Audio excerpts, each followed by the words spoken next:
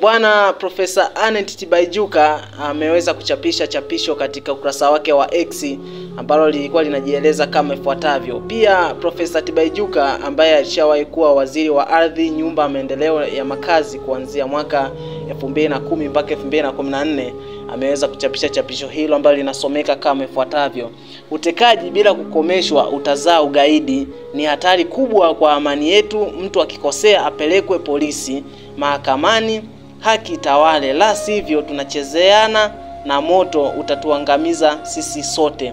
Tujitafakari na tujisahihishe. Chapisho hili ameliandika hii baada ya matukio kadha wa kadha kukisiri hapa nchini, ambapo inaonekana kwamba watu wengi wamekuwa wakipotezwa na kutoweka pasipo kujulikana. Tukizungumzia hasa huyu aliyekuwa ni balozi wa Cuba nchini Tanzania, Humphrey Polepole, ambapo swala hili ndo lilibua hisia za watu wengi na Watanzania wengi kuibuka kuhusiana na masuala ya utekaji.